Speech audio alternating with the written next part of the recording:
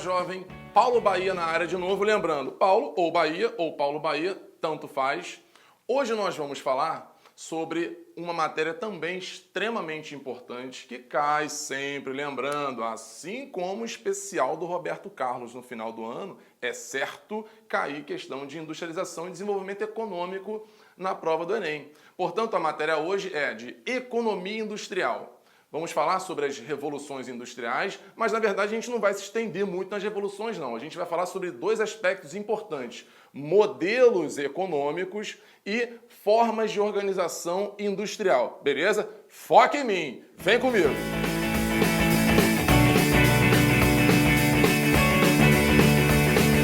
Bom, seguinte, galera. Hoje nós vamos começar falando então sobre o estudo da economia industrial ao longo da história. Bom, em 1700 e alguma coisa, ou seja, no século XVIII, rolou lá na Europa, lá na Inglaterra, a chamada Primeira Revolução Industrial. Lembra disso? Estão carecas já de ouvir falar de Primeira Revolução Industrial. Revolução Industrial é o nome que a gente dá a um momento de grande crescimento da capacidade industrial ao longo do século XVIII. Não existe o dia específico, 1762, não. É um momento da história ao longo do século XVIII em que a economia industrial, principalmente na Inglaterra, que é o seu berço, deu um salto, ok? Beleza? Bom, no século XVIII, durante essa primeira revolução industrial, surgiu, ou melhor, o que pautava a economia era um modelo econômico chamado de modelo liberal. Lembrando, não confunda modelo econômico com forma de organização industrial. O que é um modelo econômico, afinal de contas? Modelo econômico é a maneira como o Estado interfere na economia, participa da economia.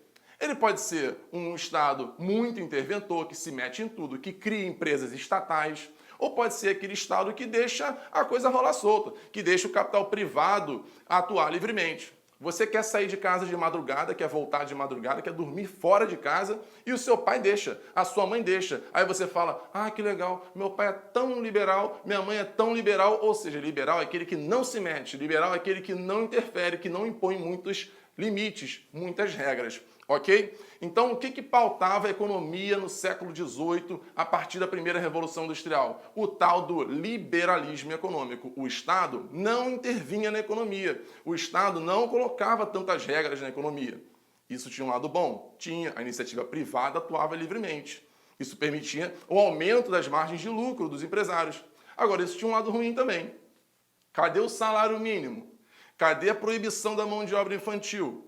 Cadê a carga horária semanal? Não tinha. O trabalhador, trabalhava ali, horas e horas e horas por dia e ganhava merrequinha. Isso vai dar problema, hein? Vai dar problema lá na frente, lá em 29 a gente vai ver que isso vai dar problema. Ok? Portanto, o modelo econômico da época era liberal. Estado não interfere na economia. Beleza? Bom, nessa mesma época, já na virada do 18 para o 19, surgiu uma outra forma de organização da fábrica. Surgiu o tal do Taylorismo. Taylorismo, obviamente, criado por esse cara aqui, Taylor, ó a pose dele, Taylor. Quem foi Taylor? Taylor olhou para a fábrica e olhou assim, falou assim, tá uma bagunça isso aí, hein? Os trabalhadores estão desorganizados. Os trabalhadores desorganizados perdem tempo. E tempo é o quê mesmo? Dinheiro, muito bem. Isso aí você sabe, né, jovem? Tempo é o quê? Dinheiro. E o trabalhador, quando ele está desorganizado, ele perde tempo, ele perde a possibilidade de gerar mais lucro para a empresa. E aí Taylor começou a pensar numa forma de organizar melhor esse trabalhador. Primeira coisa, ele perguntou, James, você faz o quê, James? Eu sirvo cafezinho, eu martelo prego e eu varro o chão. Parou. Vamos começar a determinar uma tarefa específica para você. Surge aí o embrião da tal divisão de tarefas que Ford lá na frente vai incorporar, vai absorver. Então ele disse o seguinte, olha só, James, você vai servir cafezinho, o outro vai martelar prego e o outro vai fazer o quê? Sei lá, limpar o chão. Tranquilos? Beleza? Bom, então eu vou determinar uma função para cada um. Esse é o primeiro item do Taylorismo, a organização com o início de uma divisão de tarefas. Foi?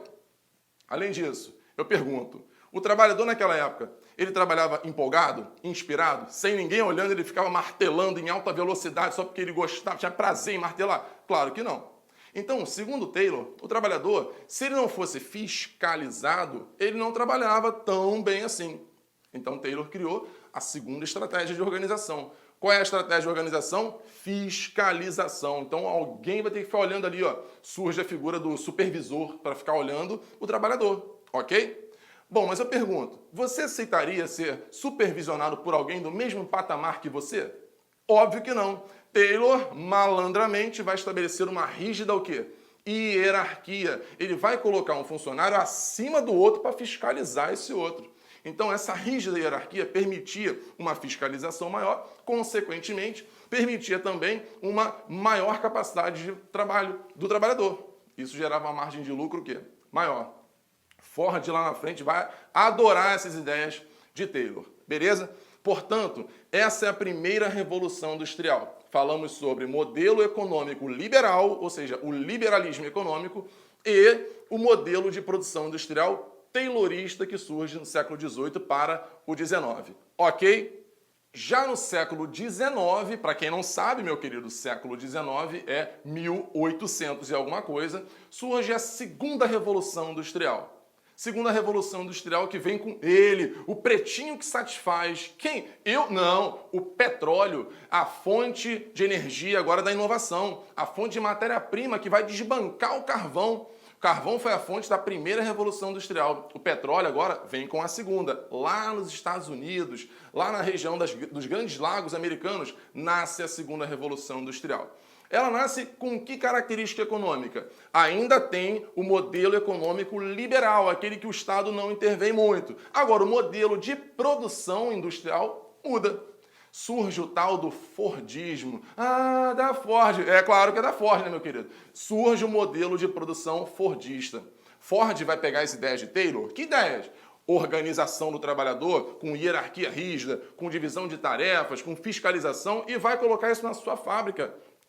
Ford vai criar a tal da linha de montagem. É aquela esteira que fica passando na frente do operário e ele vai fazendo uma função curta, simples, rápida, e a gente chama essa função, esse trabalhador, essa mão de obra especializada. Lembra do filme do Chaplin? Lembra dos tempos modernos? Então, ele dá um tapa na cara do modelo fordista no início do século XX na sociedade industrial, ok? O trabalhador tem uma função sempre igual, repetitiva, constante. Isso acaba determinando o quê? Determina uma padronização da produção. Portanto, primeira característica do Fordismo, a linha de montagem, que consiste em, primeiramente, a divisão de tarefas, criada lá por Taylor, vai ser aprofundada. A função dele vai ser cada vez o quê? Menor, mais simples e mais repetitiva. Consequentemente, ele vai fazer isso de uma maneira mais rápida, ok? Segundo, mão de obra especializada. É aquele que faz essa função curta, específica e rápida. Tranquilo? Outra. Se o cara está produzindo cada vez mais rápido, a tendência é que a quantidade de produtos feitos, produtos elaborados, seja cada vez o quê? Maior. Surge, então, uma outra característica do modelo fordista, que é a produção em massa, ok? Bom, produção em massa é a produção com grandes estoques, produção aos milhões. E, além disso, essa produção é padronizada. Ela é sempre o quê? Igual. Você não tem uma variedade do ritmo de produção, não tem jogo de cintura. É tipo o Big Mac. 2 hambúrgueres, alface, queijo de molho especial, cebola, picles no pão com gergelim. É sempre assim, meu querido. É padronizado, não dá pra mudar. Bota bacon, tira bacon, bota catupiry. Não dá pra fazer isso. É aquela produção o quê? Padronizada aos milhões, ok? Isso é produção em série. Padronização da produção, ok? Esse modelo ele vai dar uma rateada. Esse modelo vai ter um probleminha lá nos anos 20, em 1929, quando você vai ter uma crise de superprodução. A tal da quebra da Bolsa de Nova York acontece em função da redução da margem de lucro das empresas, que produziam em massa, mas não havia mais o consumo em massa. Isso tem a ver, sabe com o quê? tem a ver com modelo econômico liberal. Lembra? O trabalhador negociava ali, ó, no tete-a-tete, no mano a mano com o empresário. Não tinha o Estado para intervir, o Estado é liberal, não se mete.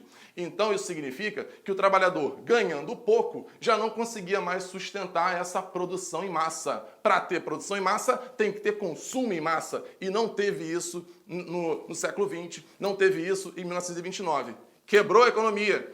Começa agora um outro modelo. Não dá mais para continuar com esse Estado negligente. Não dá mais para continuar com esse Estado ausente. Surge um outro modelo. A partir dos anos 30 e anos 40, surge um modelo keynesiano de produção. Esse modelo keynesiano, ou melhor, keynesiano, modelo econômico, de forma de intervenção do Estado na economia. Qual é a característica desse modelo keynesiano? A forte intervenção do Estado na economia. O Estado já não é mais aquele liberalzão. O Estado agora se mete. Ele vai criar o tal do bem-estar social. Aumento de salário, aumento dos benefícios do trabalhador, sindicatos mais atuantes, tudo isso para transformar um trabalhador mais consumidor, em um consumidor maior, ok? Tranquilo? Esse modelo do bem-estar social, com previdência, com altos salários, com pleno emprego, com estabilidade, ele vai passar a acompanhar o Fordismo. Ó, Fordismo começou liberal, o liberalismo caiu em 30, começa agora um Fordismo keynesiano, que é o Fordismo do bem-estar social, ok? Esse modelo vai até os anos 70 e a gente vai ver por que esse modelo só vai até os anos 70. Vamos lá? Pós anos 70, já começamos a falar sobre a terceira revolução industrial. E aí você tem vários berços, várias zonas de origem. Podemos falar da costa oeste dos Estados Unidos, Califórnia, falamos de Japão, falamos de Alemanha. Portanto, na terceira revolução industrial, os modelos de produção e econômico mudam.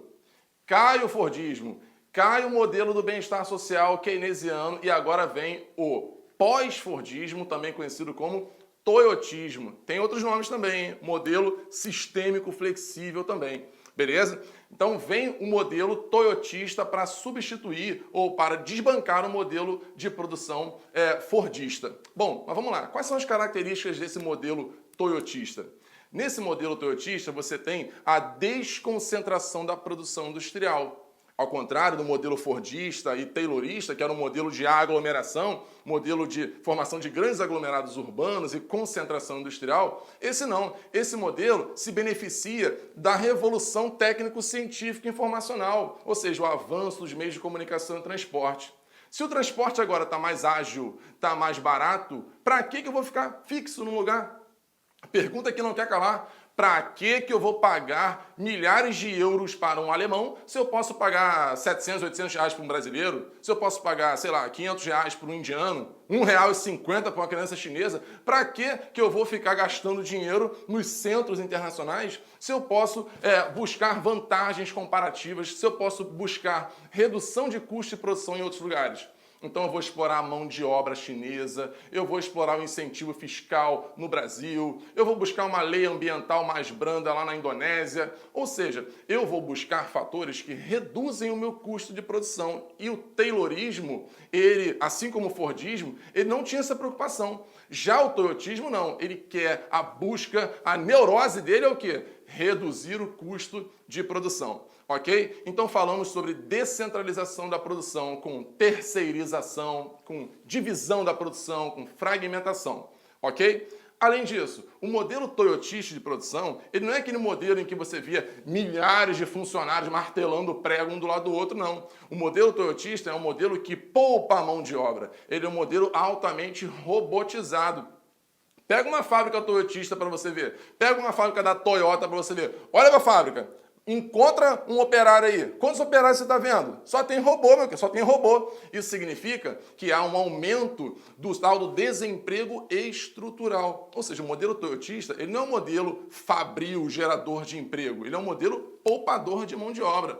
Ok? Beleza? Bom, portanto, já falamos sobre uma produção descentralizada, falamos sobre uma produção robotizada e eu pergunto, qual é a mão de obra que sobrevive nessa brincadeira? É a mão de obra qualificada, é a mão de obra que tem a capacidade de inovar, é a mão de obra que participa da elaboração dos produtos, ok? Então a mão de obra qualificada é diferente da mão de obra do modelo fordista, que era a especializada. E o Estado, hein? que o Estado faz? Se mete ou não se mete? O Estado ele começa a intervir cada vez menos. O Estado agora ele volta a ser liberal. Surge um novo modelo liberal, conhecido como neoliberalismo. E aí a política do Estado mínimo. O que significa isso? O Estado reduz a participação dele na economia. Portanto, você não tem mais o Estado garantindo tantas vantagens trabalhistas como no meados do século XX, pós anos 40, pós anos 50. Então começa a ter uma redução, um sucateamento do tal do Estado do bem-estar social. Ok? E aí você já tem problemas de instabilidade no emprego, problemas de enfraquecimento do sindicato e, é claro, superexploração da mão de obra em alguns outros lugares do planeta, principalmente países subdesenvolvidos. Ok? Então, basicamente é isso. Nós vamos fazer uma questãozinha agora do Enem, simples, boba, light, aqui, ó, melzinho na chupeta, para a gente poder dar uma treinada. Ok? Vamos para a questão? Vamos lá, reaja, jovem. Questãozinha do Enem aqui, ó, falando, olha o título. Disneylândia. Multinacionais japonesas instalam empresas em Hong Kong e produzem com matéria-prima brasileira para competir no mercado americano. Pilhas americanas alimentam eletrodomésticos ingleses na Nova Guiné. Gasolina árabe alimenta automóveis americanos na África do Sul.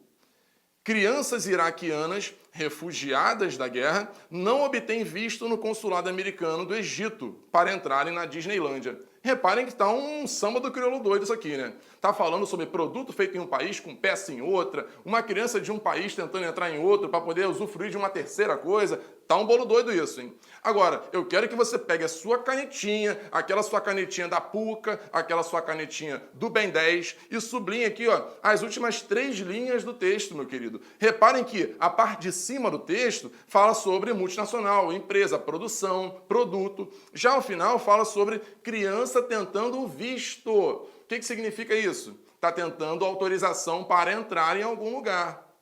Portanto, esse último parágrafo, esse último pedacinho, destoa um pouquinho do resto do texto, não fala sobre produção. Vamos lá, ó.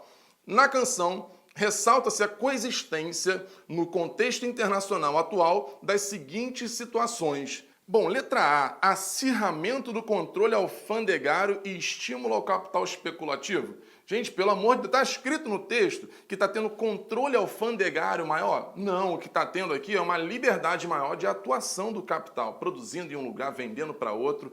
Controle alfandegário é quando você tem um aumento dos obstáculos para a entrada e saída de produtos de um país, não de pessoas, ok? Bom, letra B, ampliação das trocas econômicas. Tá dando a entender no texto que tem trocas econômicas mais intensas? Sim. Ó, multinacional japonesa se instala em Hong Kong, produzem com matéria-prima brasileira para o mercado americano, ou seja, a troca comercial está intensa, a troca econômica está intensa. Agora, no último parágrafo você repara, crianças iraquianas fugidas da guerra não obtêm visto no consulado americano do Egito. O que significa isso? Migração, meu querido, significa que tem gente querendo entrar em um lugar e está buscando autorização e não está o quê?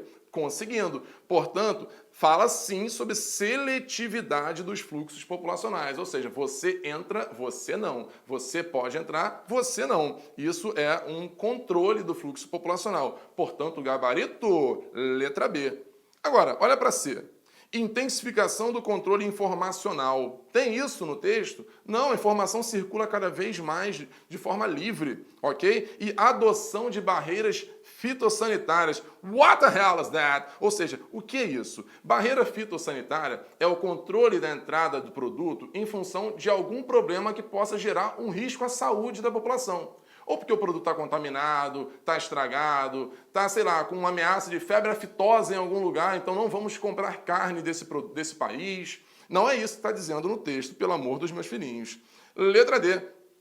Aumento da circulação mercantil. Está rolando isso? Tá tendo um comércio mais livre. Agora, desregulamentação do sistema financeiro. A questão está falando alguma coisa sobre mercado de ações, que está tendo menos controle do governo sobre as ações das empresas? Não. Letra E, expansão do protecionismo comercial, ou seja, está dando a entender que os países estão barrando outros produtos? Não, os produtos estão circulando de forma mais livre, portanto você não vai marcar a letra E de jeito nenhum. Repetindo, gabarito, portanto, letra B, ok? Então é isso, jovem, ficamos por aqui hoje, aguardo você no nosso portal para assistir a minha aula ou para assistir a aula de outros lindos e jovens professores, ok? Até a próxima, um beijo, um toque, já dizia Luan Santana.